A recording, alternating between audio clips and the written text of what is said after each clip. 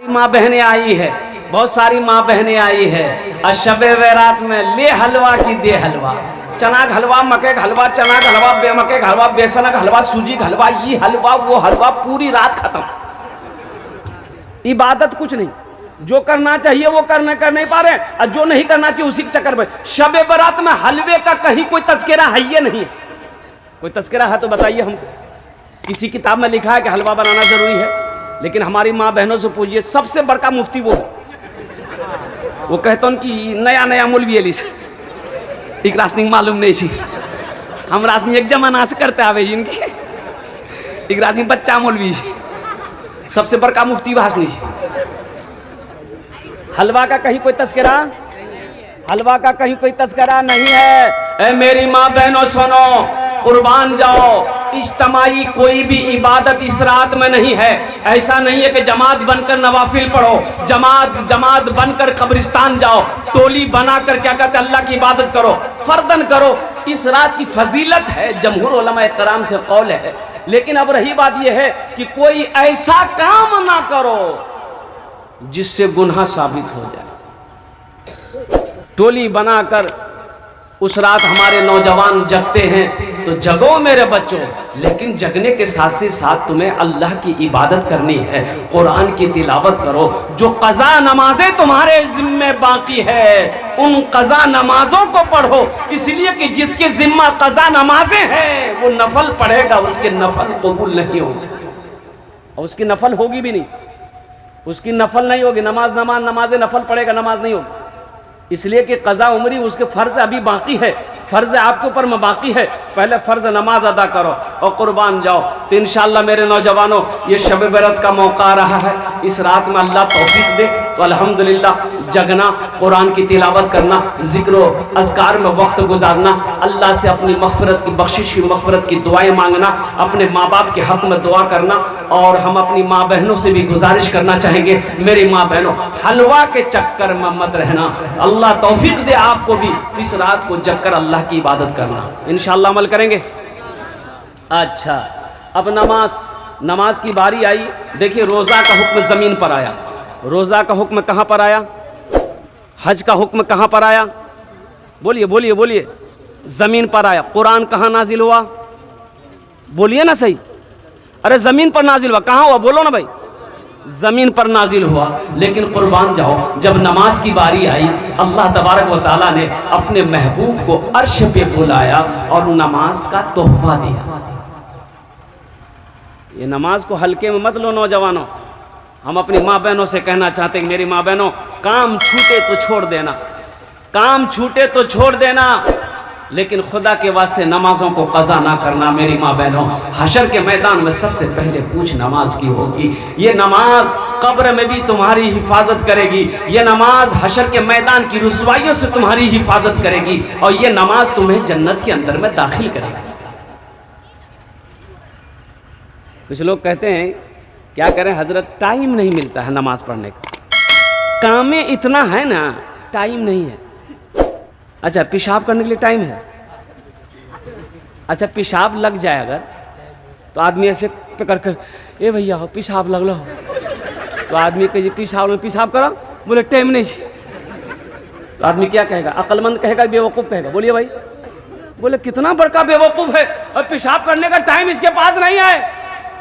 तो टाइम पेशाब करने का निकाल लेते हो, पखाना लग जाए पखाने का टाइम निकल जाते हो, फैक्ट्री में आग लग जाए तो इसको बुझाने के लिए गप गप गप गप गप इसको भरने के लिए टाइम निकाल लेते हो, नींद आए तो सोने के लिए टाइम निकाल लेते हो, घर का हर काम करने के लिए टाइम निकाल लेते हो, बीवी बाल बच्चे की परवरिश करने के लिए टाइम निकाल लेते हो। वो रब जिसने पैदा किया है, जिसके कब्जे में हम सब की जान है, उसके लिए 10 मिनट नहीं निकाल सकते, उसके लिए टाइम नहीं। ये अफसोस है कि नहीं भाई, अफसोस है कि नहीं। 24 घंटा अल्लाह ने 24 घंटा दिया, दिन और रात मिलाकर 24 घंटा है। अब इस 24 घंटे के अंदर में क्या एक घंटा हम अल्लाह के लिए नहीं निकाल सकते? ये तो मैं ये कह रहा था मेरे नौजवानों, टाइम निकालो। वो अल्लाह जिसने 24 घंटा दिया, 23 घंटा तुम अपना काम करो, एक घंटा अल्लाह के लिए निकालो, एक घंटा अल्लाह के निकालो। वो अल्लाह जिसने जमीन का फर्श बिछाया, वो अल्लाह जिसने आसमान का सामियाना लगाया, वो अल्लाह जो इज्जत की रोटी खिला रहा है, वो अल्लाह जिसके कब्जे में हमारी सांसें चल रही है, वो अल्लाह जिसने इतनी हसीन जिंदगी दी है, कुर्बान जाओ उस अल्लाह का जितना भी शुक्र अदा करें ये कम है। कम से कम 24 घंटा में 1 घंटा निकालो, इंशाल्लाह निकालेंगे। कितने लोग तैयार हैं इंशाल्लाह? आहा माशाअल्लाह। अल्लाह हाथ उठवाना मेरा काम था, इनके दिलों को बदलना तेरा काम है। कबूलियत की घड़ी है, हमारे बच्चों के दिलों को बदल दे, हमारी माँ बहनों के दिलों को बदल दे। या अल्लाह सबको पक्का सच्चा नमाजी बना दे। नामाज के बोलो ना काज आछे, काज के बोलो आमार नामाज आछे। नामाज के बोलो ना काज आछे, काज के बोलो आमार नामाज आछे। नमाज को ये मत बोलो कि मेरा काम है, काम को ये बोलो कि पहले मेरा नमाज है। पहले नमाज फिर काम। एक आदमी का मस्जिद के बगल में एक आदमी का घर था, भैंस वाले का। वो भैंस पालता था, तो इमाम साहब ने एक दिन बोला कि अल्लाह का बंदा भैंस के पीछे अपनी ज़िंदगी गुजार देगा, क्या नमाज वमाज पढ़ेगा कि नहीं? बोला हज़रत क्या करें, आप तो जानते 15-20 भैंस है मेरे पास और इन्हीं के पीछे मेरा वक्त गुजर जाता है, हमको फुर्सत नहीं मिलती है। तो इमाम साहब ने कहा कि अल्लाह का बंदा कितनी भैंसें दूध देती है? बोला 5-6 भैंसें दूध देती है, पहले तो ज़्यादा देती थी, अब बहुत कम दूध दे रही है। तो इमाम साहब ने कहा कि नमाज पढ़ो, नमाज पढ़ोगे ना तो ये भैंसें ज़्यादा दूध देगी। बोला कि बोली जा? बोला हम सही बोली, नमाज पढ़ाते भैंस खूब दूध देती। बोला ठीक है जी, कल से पढ़ो। फजर की अजान 5 बजे होती थी, 4 बजे मस्जिद पहुंच गया। अजान हुई, नमाज पढ़ करके जैसे ही वो घर पहुंचा, देखा है कि वो भैंसें मर गई।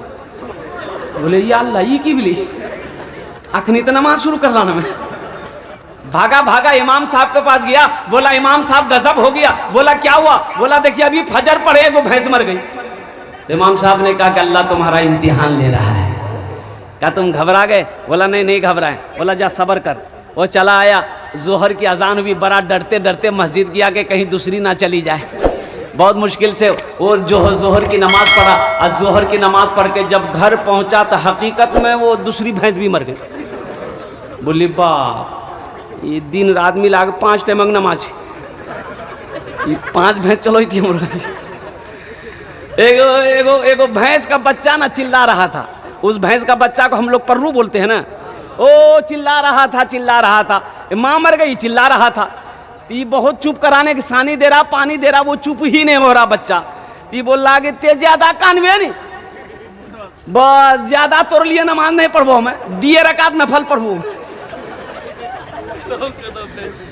नमाज के बोलो ना काज आछे, काज के बोलो आमार नामाज आछे। अल्लाह के रसूल सल्लल्लाहु अलैहि वसल्लम मेराज पर गए, जब लौटने लगे तो अल्लाह ने कहा मेरे महबूब रुक जाइए, तोहफा लेते जाइए। और वहाँ से तोहफा मिला 50 वक्त की नमाज। क्या वक्त की नमाज मिला? बोले अल्लाह के रसूल लेकर आ रहे थे, छठे आसमान पर हजरत मूसा अलैहिस्सलाम से मुलाकात हो गई। तो मूसा अलैहिस्सलाम ने पूछा कि या रसूलल्लाह क्या मिला? कहा कि 50 वक्त की नमाज। अरे या अल्लाह जाइए कम करवाइए, या रसूलल्लाह कम करवाइए। मेरी उम्मत के ऊपर में 2 वक्त की नमाज फ़र्ज थी, फजर और असर, फिर भी मेरी उम्मत नहीं पढ़ पाती थी। ये 50 वक्त की नमाज आपकी उम्मत कहाँ से पढ़ पाएगी? इसको कम करवाइए। अल्लाह के रसूल गए, या अल्लाह कुछ नमाजें कम हो जाती। तो अल्लाह ने कहा मेरे महबूब 5 वक्त की नमाज कम हो गई। फिर आए, भाई कितनी रह गई? 5 कम हो गई, कितनी रह गई? हजरत मूसा अलैहिस्सलाम ने कहा कि कितनी कम हुई? बोले 5। बोले फिर जाइए। फिर गए, अल्लाह ने फिर 5 कम किया, कितनी रही? फिर आए, मूसा अलैहिस्सलाम ने कहा कितनी कम हुई? बोले 5। बोले फिर जाइए। 9 बार गए। कै बार गए? बोलिए 9 बार गए। 9 बार गए, 45 वक्त की नमाज कम हो गई। कितनी रह गई? 5 रह गई। मूसा अलैहिस्सलाम ने कहा या रसूल अल्लाह कितनी रह गई? बोले 5 रह गई। तो मूसा अलैहिस्सलाम ने कहा कि एक बार और जाइए। अच्छा जे नमाज नहीं पढ़ी जी वो सोचते थी बहुत अच्छा रह ली थी, एक बार और चलोगे ले नहीं तो नमाज झमेला नहीं रह ली थे। अल्लाह के रसूल सल्लल्लाहु अलैहि वसल्लम ने इरशाद फरमाया, मूसा अब मैं नहीं जाऊंगा अल्लाह के पास नमाज कम कराने के लिए, मुझे शर्म आती है, कुर्बान जाओ। अल्लाह ने ऐलान फरमाया, मेरे महबूब मैंने आपकी गुफ्तगू को सुन लिया है, आपकी बातचीत को मैंने सुन लिया है, मेरा कौल पक्का है, मेरा फरमान पक्का है। मेरे महबूब मैंने 50 वक्त की नमाज आपको दिया है, कम होकर 5 वक्त की नमाज रह गई है। आपकी उम्मत मेरा बंदा 5 वक्त की नमाज पढ़ेगा, हम उससे 50 वक्त नमाज पढ़ने का सवाब अता फरमाएंगे।